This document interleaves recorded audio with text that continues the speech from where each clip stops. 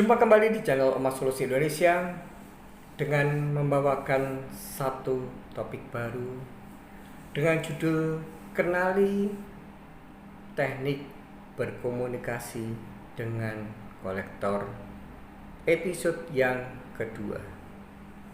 Dan sebelum saya masuk ke topik, saya perlu menyampaikan adanya perubahan jadwal jam tayang yang dulunya saya mengupload video terbaru dalam satu minggu itu saya mengupload 2 kali. Dulu saya mengupload untuk setiap hari Rabu dan setiap hari malam minggu atau Sabtu malam.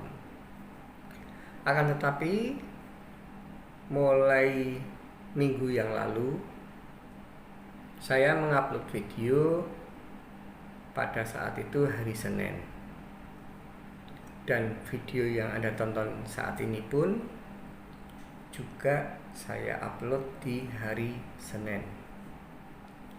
Dan itu artinya mulai sekarang saya hanya mengupload video yang terbaru dalam satu minggu adalah 1 kali, dan itu yang saya pilih adalah di hari Senin. Dan ada satu forum lagi atau topik lagi, yaitu topik serba-serbi hadapi kolektor. Di topik itu, di forum itu adalah kesempatan saya untuk menjawab pertanyaan yang telah masuk dari klien ataupun penonton. Bisa jadi pertanyaan itu diketik di kolom komentar channel YouTube saya, atau bisa jadi pertanyaan itu dikirim ke email omahsolusiindonesia@gmail.com. Omah Solusi Indonesia kecil semua tanpa spasi @gmail.com, ataupun pertanyaan yang langsung melalui chat, atau bisa jadi melalui telepon langsung, atau bisa SMS di nomor handphone 08517473. Baik, itulah yang kira-kira terjadi perubahan jam tayangnya.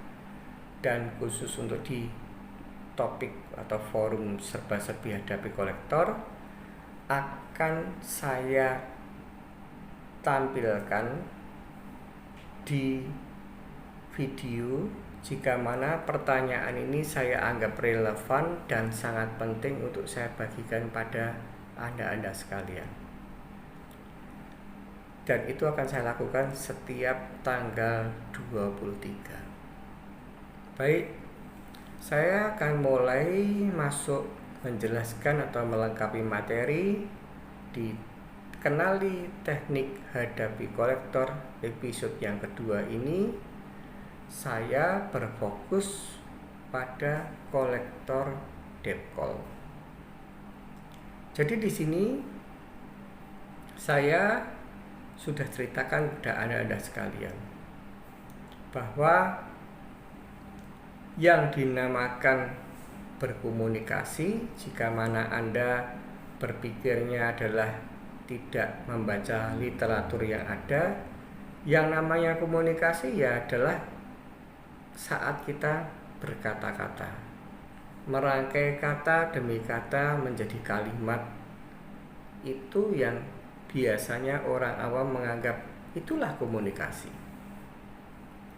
Dan itu sebenarnya betul.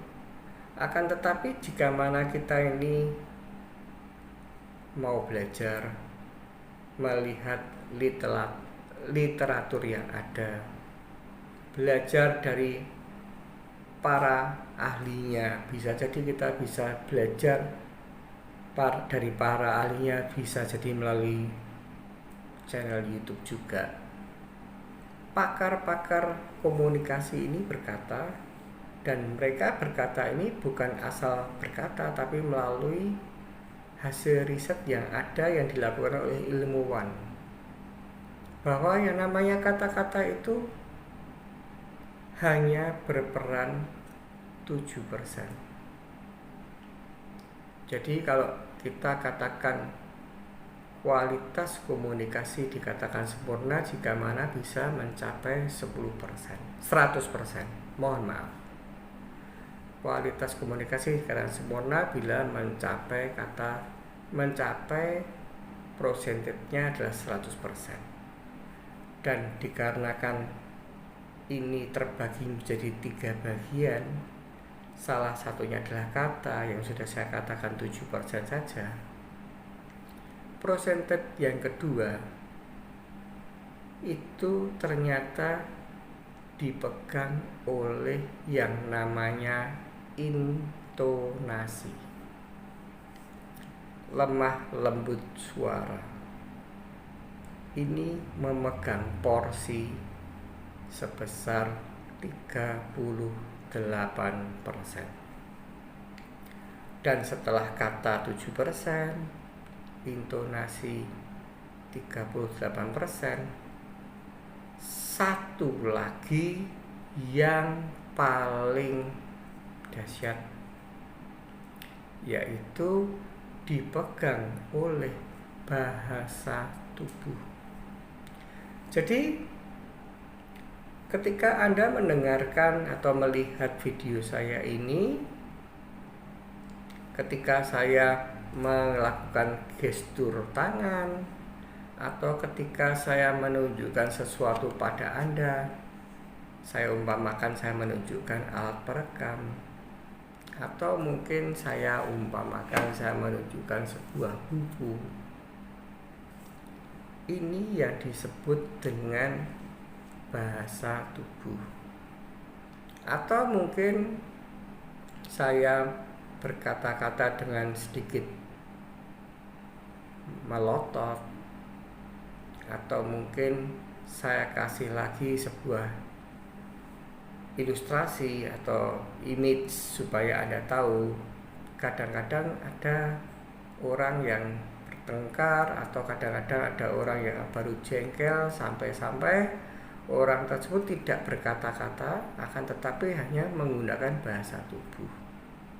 Misalkan saya kasih contoh gini,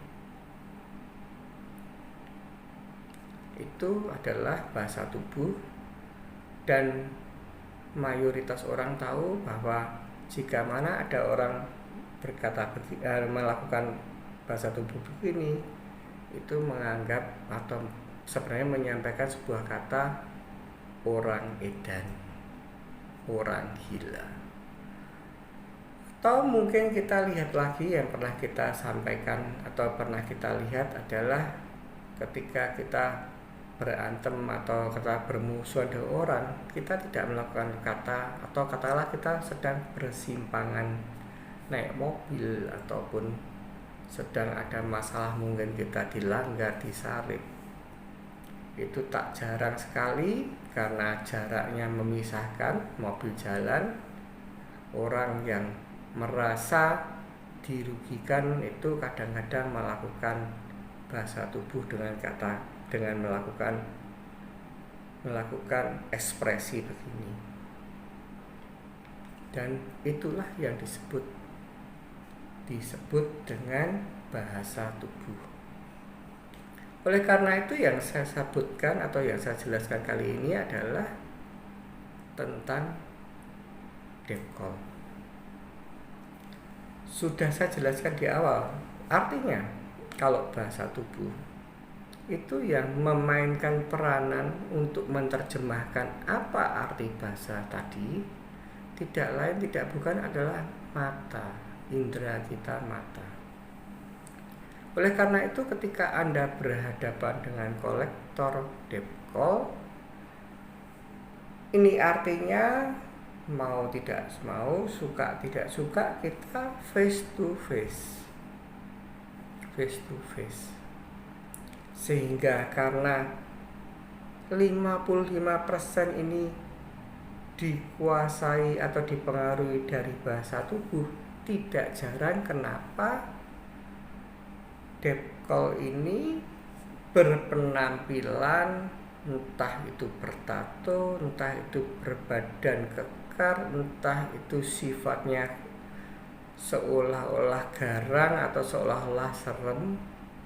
Ini tidak lain tidak bukan agar supaya ketika kita bertemu dengan debt call, akibat indera mata kita melihat dan entah bahasa tubuh yang dilakukan oleh debt call ini apa, saya akan sedikit berikan sebuah contoh-contoh yang pernah ada, yang pernah dialami oleh klien saya, dan kiranya ini bisa bermanfaat dan Anda sekaligus bisa mematahkan bahasa tubuh yang dipakai oleh kolektor debt call khususnya, dan ini keluar dari norma. Yang sering kali terjadi bahasa tubuh pertama kolektor debt call ini adalah melotot. Bahasa Jawanya mencereng-mencereng. Dan yang sering terjadi lagi biasanya yang disampaikan oleh klien-klien kepada saya adalah ibaratnya kalau kita bahasakan Jawa kemendus.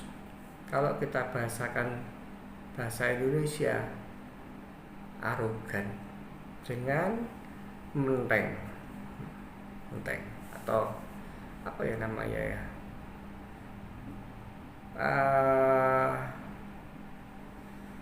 apa ya namanya ya, malang kerik. Jadi tangannya begini kan, malang kerik. Atau pernah terjadi di klien saya lagi, karena dia sudah membaca posisi bahwa karena debt call sudah membaca posisi bahwa debitur yang ditemui adalah jireh, tidak jarang kolektor menaikkan kakinya.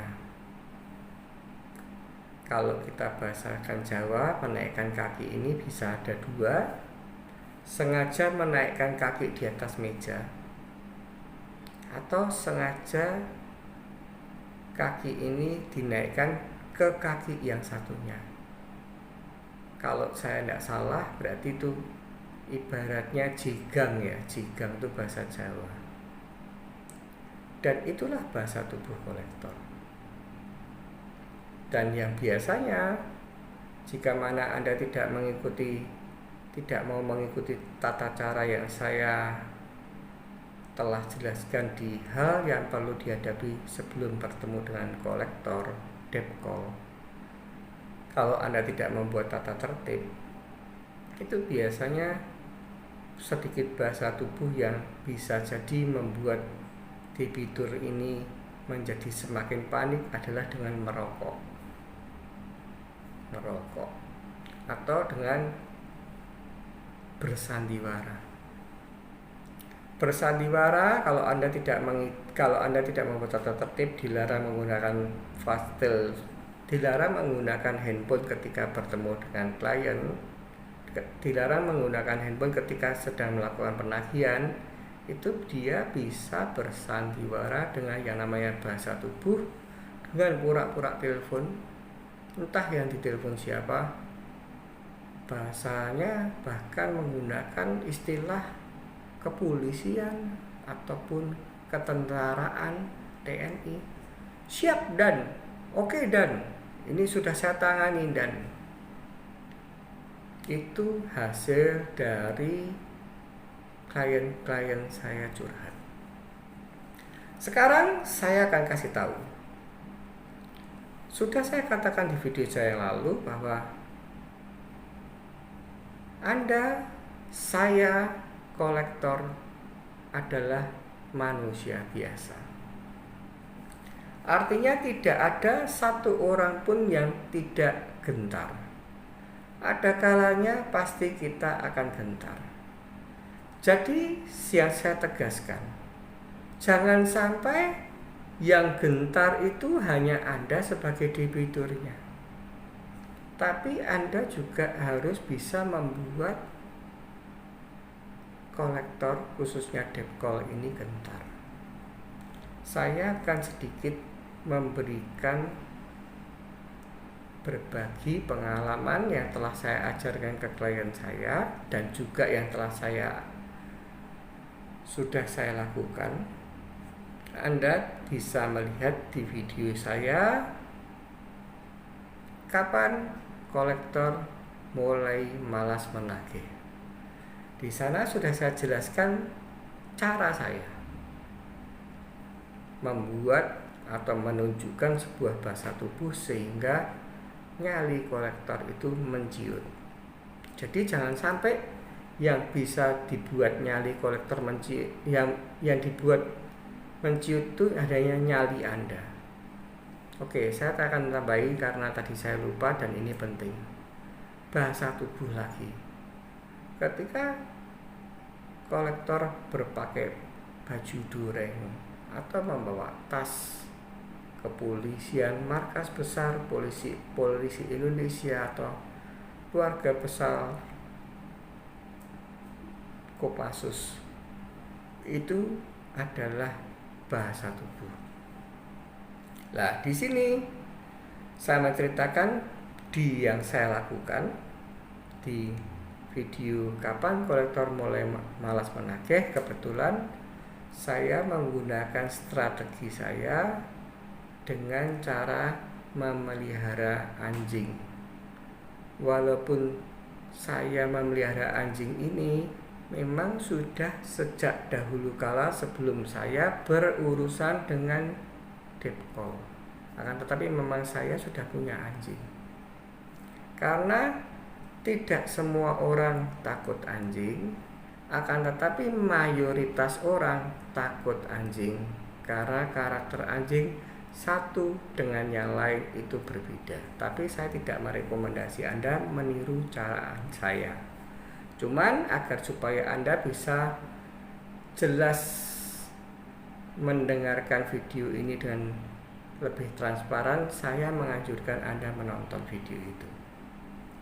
Dan setelah Anda menonton video itu, saya akan tambahi materi tentang klien saya sedang berbagi ketika setelah saya briefing, ciptakan suasana yang tidak nyaman setelah mereka melihat video saya tentang kapan kolektor mulai malas menagih. Ketika klien saya melihat hal yang perlu dipersiapkan sebelum berhadapan dengan debt call.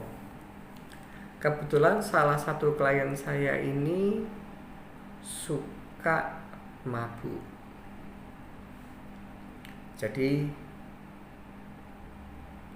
habit dari klien saya ini setiap malam jika mana dia sedang gundah gulana, pelampiasannya oleh klien saya ini dengan minum minuman keras.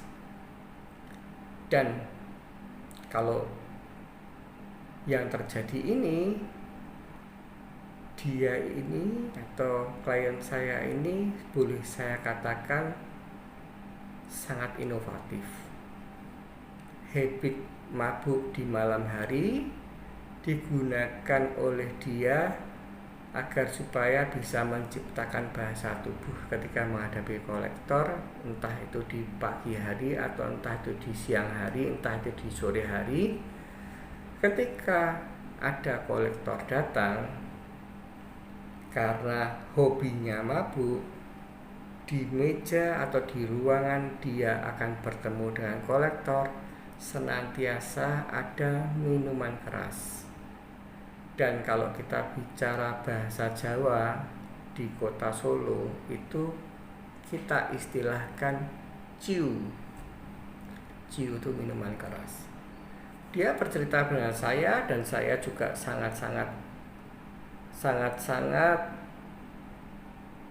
mengacungkan jempol pada klien saya atas kecerdasan yang dilakukan, kreativitas yang dilakukan, sehingga ketika ada kolektor datang, dia menegak atau meminum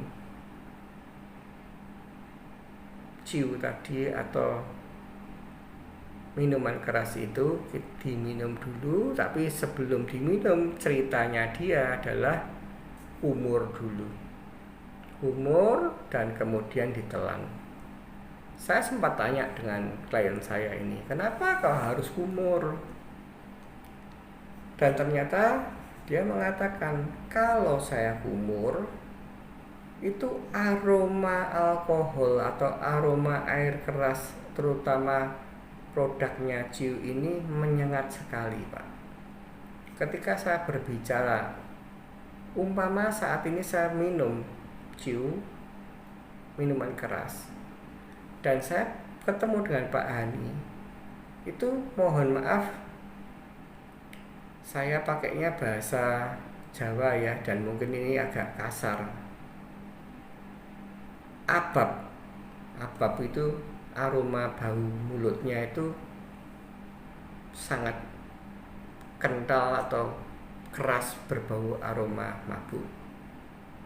Saya tanya lagi pada klien saya itu, lah kok kamu melakukan hal itu? Lah kalau mabuk beneran nggak repot, karena kita di khalayak umum sudah tahu bahwa jangan berurusan atau berkonfrontasi dengan orang mabuk. Karena ketika orang ini sedang di bawah pengaruh alkohol, itu segalanya akan lupa. Dan itu sangat membahayakan ketika kita berkonfrontasi dengan orang yang saat itu sedang mabuk. Saya tanya gitu, kenapa kok kamu kok berani minum? Kalau sampai mabuk beneran kan malah jadi runyam. Klien saya berkata, oh tidak Pak, saya sudah tahu berapa teguk yang harus saya minum ketika saya akan menjadi mabuk. Biasanya kalau itu Ciu atau air keras itu 1 botol, saya akan mulai merasakan mabuk yang luar biasa jika mana 1 botol itu saya habiskan. Akan tetapi kalau cuma 1 teguk atau 2 teguk itu tidak membuat saya mabuk. Oke, terus apa yang Anda lakukan? Ketika ada debt call datang, saya bukai debt call itu pun juga saya bawa botol minuman keras yang tadi sudah saya minum 1 teguk dan sudah umur. Dan ketika debt call datang, saya persilahkan duduk, dan saya di depan debt call tersebut berkata, ini kita bicaranya bahasa Jawa ya, karena kebetulan klien saya yang tadi ini cerita juga menggunakan bahasa Jawa, sehingga saya akan ucapkan dulu dengan bahasa Jawa dan nanti akan saya translate ke bahasa Indonesia. Ono apa Mas? Golek aku ngopo? Meh nagih hutang. Dan ketika kata-kata tersebut sudah diucapkan, si klien saya ini menenggak lagi 1 teguk minuman keras lagi di depan kolektor, khususnya debt call. Dan apa yang terjadi? Anda tahu apa yang terjadi? Ini semua bahasa tubuh, belum berkata-kata tentang materi bahasa. Akibat debt call lihat bahwa debiturnya ini sedang minum minuman yang memabukkan, nyali si debt call itu ciut. Dan di sini saya menjelaskan pada Anda, jangan sampai hanya debt call saja yang bisa berarogan dengan bahasa tubuh. Kita sebagai debitur macet juga punya 1001 cara untuk membuat debt call yang datang nyalinya ciut. Dan dahsyatnya lagi, kita ini menang posisi. Kenapa saya bicara menang posisi? Ada sebuah pasal pidana dilarang membawa senjata tajam ketika keluar dari rumah.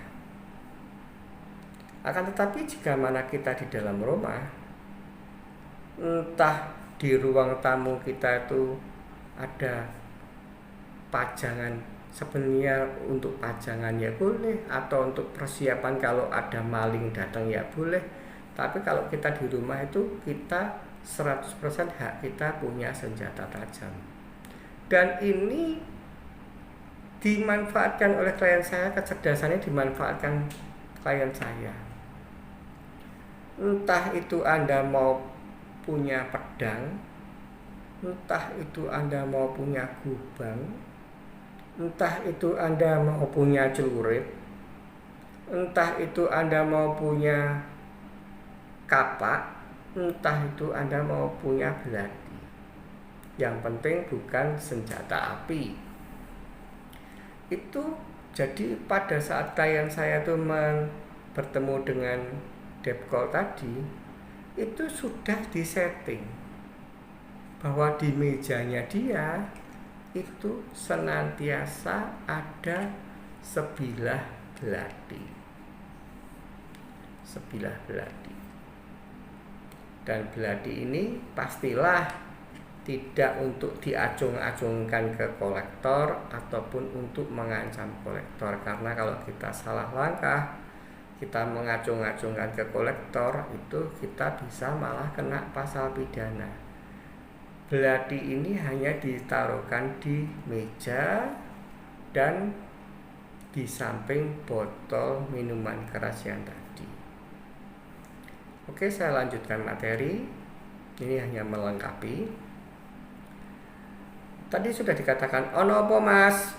Meh nagih hutangku. Bahasa Jawanya gitu. Kalau bahasa Indonesia ada apa mas?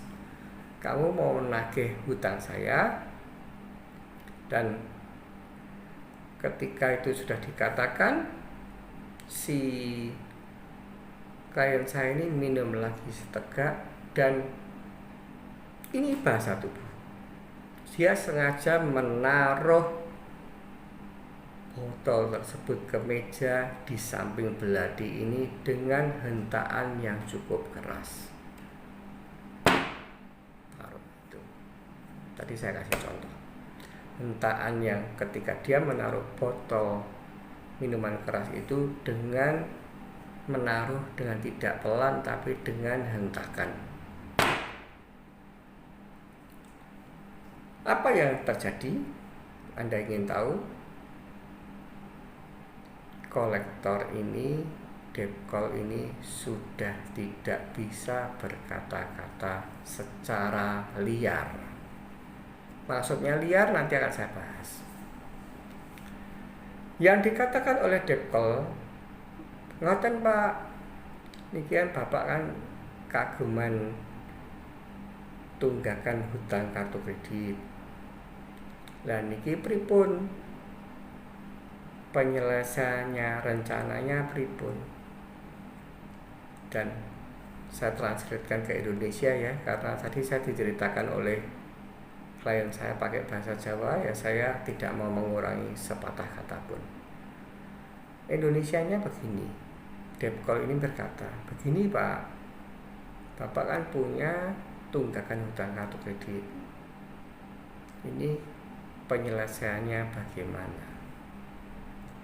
Dan Bapak ini menggunakan teknik cara saya seperti yang telah saya katakan di video yang lalu, dikenali teknik berkomunikasi dengan kolektor. Episode yang satu, dia menggunakan cara frontal. Mas, sakniki aku durung meh bayar. Aku ijik nunggu dodol omahku, nek kuwi wis payu, aku mengko teko teng kantormu. Klien saya mengatakan itu. Kalau saya bahasa Indonesia kan, Mas, saya tidak kepingin bayar hutang saat ini. Tapi nanti kalau rumah saya sudah laku dijual, saya akan datang ke kantor bank Anda. Dan setelah itu dikatakan, si kolektor ini masih sedikit punya nyali. Karena memang nanti akan saya ceritakan bahwa kolektor itu intinya kepo. Kepo itu sok tahu, ingin tahu apapun. Kolektor ini sempat bertanya kepada klien saya tadi, ngapunten Pak, griyane sing pundi sing ajeng disadi? Itu dikatakan oleh kolektor debt call tadi. Dan dikarenakan klien saya ini sudah saya briefing, sudah mateng, sudah menguasai tekniknya, pertanyaan debt call tadi langsung dibalas dengan kata-kata skakmat. Mas, kowe iki kolektor ora usah tekok sing neko-neko. Yang penting pertanyaanmu ke aku wis tak jawab. Panjenengan tekok kapan meh bayar, aku sebagai debitur juga wis nyauri nek omahku payu engko tak bayar. Kowe kolektor ora perlu neko-neko kepo omah endi sing meh tak bayar. Sing penting saiki iki sampai dengan sedurung omahku payu aku ora meh bayar utang. Saya translate ke Indonesia. Mas, Anda ini kolektor, Anda tidak boleh kepo atau kepengin tahu. Yang penting apa yang kamu pertanyakan sudah saya jawab, dan nantinya jika itu sudah terjual, kamu tidak usah melu-melu, kamu tidak usah ikut-ikutan, dan saya akan langsung ke bank. Itu translate-nya ke Indonesia, kurang lebihnya. Dan apa yang Anda tahu? Kolektor ini masih bernyali. Masih bernyali dengan kata, ya kalau nek boten saged bayar sedaya, napa mboten apike nek panjenengan kula tawari bayarnya pakai nyicil. Dan di situ klien saya sudah mulai mainkan trik.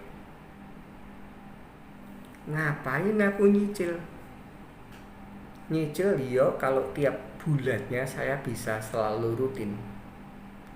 Kalau ndelalah neng tengah dalan aku durung duwe duit, sing wis tak cicil kan dadi mubadir, ora ana gunane. Timbang tak nggo nyicil, mending tak nggo tuku ciu. Minuman keras ya, ciu itu minuman keras. Jadi panjenengan nawarke cicil pasti juga aku ora gelem. Oke, saya translate lagi. Untuk apa saya memilih model cicilan? Dan bisa jadi ketika ada 1 atau 2 bulan saya kondisi tidak punya uang, apa yang sudah saya cicil akan hilang dengan sendirinya, tidak diperhitungkan. Mending uang itu saya buat untuk beli ciu. Dan akhirnya disekakmet oleh klien saya, apa meneh sing meh mbok tekoke. Karena aku kepingin mabuk. Timbange engko aku mabuk salah kedaden, panjenengan mengke ana apa-apa, sing penting pertanyaane panjenengan sampun kula jawab. Panjenengan meh teko melih monggo-monggo mawon, tapi jawabannya tetap satu, aku durung kepengin bayar. Dikatakan begitu oleh klien saya, dan akhirnya kolektor itu segera pamit. Dan klien saya bersuka cita, terbahak-bahak, padahal saya belum mabuk, Pak. Kalau saya mabuk itu kalau 1 botol tak minum, mabuk.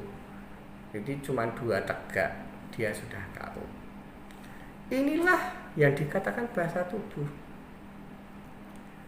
Ketika Anda melihat kolektor bertato, gondrong, atau mungkin bertindik, atau pakai baju, pakai jaket dureng, atau bila perlu kalau sampai dianya itu kolektor bisa memprediksi, oh orang ini takut, itu tidak jarang malang kerik. Tidak jarang kadang-kadang, oh panjenengan ra gelem bayar, memang panjenengan iku ngene. Itu bahasa tubuh. Ini artinya ketika Anda kepingin mematahkan hal itu, Anda harus melatih nyali Anda. Karena ketika nyali Anda ini tidak Anda latih, ketika Anda face to face dengan debt call, itu tidak bisa Anda sembunyikan. Rasa takut, rasa cemas, nyali Anda yang ciut akan membuat spontanitas wajah Anda akan pucat. Dan ketika itu terjadi, perubahan warna kulit tubuh wajah Anda itu menjadikan kolektor paham bahwa klien atau debitur yang saat ini macet sedang ketakutan. Dan itu jangan pernah terjadi. Saya memang berkata jujur, manusia mempunyai karakter yang masing-masing berbeda, mempunyai nyali yang masing-masing berbeda. Saya katakan yang namanya nyali itu bisa saya ibaratkan sebagai kayu bakar. Kalau kita mungkin masih di alam terbuka, tidak jarang kita di malam hari menghidupkan api unggun, atau mungkin bahkan masih banyak sekali saudara-saudara kita yang finansialnya kurang baik di pedesaan masih menggunakan kayu bakar. Filosofi ini saya ceritakan, nyali ini ibarat seperti kayu bakar. Kayu bakar ada 4 macam. Yang pertama, kita istilahkan dalam satu filosofi kayu bakar yang basah kuyup. Jadi karena hujan dan sebagainya, pohon itu hujan deras, kayu bakar ini kayu ini masih banyak basah kuyup tapi ditebang untuk akan dijadikan sebagai kayu bakar. Efeknya kalau ini masih basah kuyup, ya tidak mungkin bisa kita surut dengan api. Masih butuh proses pengeringan, dijemur, bahasa Jawanya dibebe. Itulah yang saya ibaratkan nyali. Ketika Anda masih belum punya pengetahuan, belum tahu konsekuensi apa yang terjadi ketika sedang gagal bayar utang kartu kredit, dan belum pernah menemui kolektor, otomatis ya Anda ini sebagai kayu bakar yang basah kuyup. Dan untuk mengatasi hal ini, Anda butuh alat. Anda sudah saya arahkan di video yang lalu, karena ini bahasa tubuh, setakut-takutnya Anda itu butuh latihan. Saya sudah menyuruh Anda untuk menyiapkan, kalau Anda melihat hal yang perlu dipersiapkan sebelum menghadapi kolektor, saya menyuruh Anda untuk membuat surat permohonan keringanan, itu yang satu. Yang kedua adalah surat kesanggupan bayar, itu yang kedua. Dan saya di video yang lalu sudah merekomendasi Anda tolong usahakan beli di pasar loak buku, yaitu kitab Undang-Undang Hukum Pidana dan kitab Undang-Undang Hukum Perdata. Ini Anda harus bawa. Dan kalau Anda lihat video saya yang lalu, saya menganjurkan untuk membawa juga buku tamu. Dan kalau misalkan Anda bisa pinjam, bisa pakai rekam suara. Ketika Anda ini masih dalam kondisi basah kuyup, ibarat nyalinya masih berujung basah kuyup, Anda sebelum ketika bertemu dengan kolektor, langsung Anda katakan, "Mas, ini semua tak rekam." Anda bisa membuat skenario. Karena Pak D saya pengacara, atau karena anak saya pengacara, atau karena suami saya pengacara, atau karena istri saya pengacara, terserah. Dengan Anda membawa perabot ini saat bertemu dan ini Anda hidupkan ini bahasa tubuh lagi, maka kolektor tersebut tidak akan berani liar.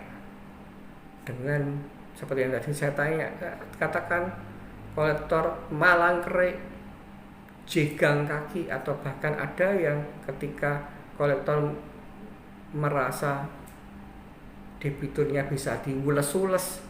Tidak jarang, dan ini sudah terjadi, 100% terjadi, kakinya dinaikkan di atas meja. Jadi itulah, jika Anda tidak mempunyai persiapan, Anda akan kacau. Dan ketika Anda sedang menjadi kayu basah kuyup tadi, harapan saya kalau ada yang gundah gulana, terutama perempuan ya, karena laki-laki berpikir dengan logika, sedangkan perempuan berpikir dengan hati. Dan jika mana yang gagal bayar ini adalah perempuan, maka saya harus mentraining lebih spesifik agar supaya Anda men-switch on berpikir dengan hati. Anda men-switch off berpikir dengan hati, dan Anda men-switch on berpikir dengan logika. Dan itu butuh proses, dan Anda bisa berkonsultasi dengan saya intens agar supaya dari ibarat nyali kayu basah kuyup bisa segera menuju ke nyali ibarat kayu setengah basah setengah kering. Dan ketika itu dari pengalaman Anda bertemu dengan kolektor pertama, bertemu dengan kolektor kedua, itu akan grade-nya atau step-nya kalau Anda bisa saya bimbing dengan baik dan benar akan meningkat. Setengah basah setengah kering artinya belum sempurna menghadapi kolektor ini, caranya belum sempurna. Tingkatkan terus, jangan pernah untuk malas menggali ilmu. Dan ketika itu Anda lakukan, lama-lama nyali Anda ini akan berubah menjadi kayu yang lembab, ibarat kayu yang lembab. Dan ketika Anda training terus, Anda akan menjadi kayu yang kering sempurna. Dan ketika itu terjadi, ya itu tadi, seperti yang telah saya ceritakan, bapak yang tadi suka mabuk, dia mempelajari, dia mengilhami apa yang saya katakan, ciptakanlah suasana yang sangat tidak nyaman. Itu sudah tercipta, dan sudah saya katakan, kata itu 7%, tapi yang membuat nyali itu gentar atau mulai ketakutan tidak lain tidak bukan adalah bahasa tubuh. Inilah video yang saat ini saya bahas, dan saya simpulkan Anda dalam bertemu dengan debt call, jangan berkata muter-muter seperti yang dikatakan bapaknya tadi. Saat ini saya belum kepingin bayar. Dan jika mana Anda tidak menggunakan tipikal mabuk yang tadi itu, dan saya tidak menganjurkan hal itu, Anda ketika mengatakan itu, biasanya kolektor berani berkata, tidak bisa kok saya mau gue. Dan ketika itu diucapkan, Anda langsung katakan dengan sangat lantang dan lugas, yang bilang tidak bisa siapa?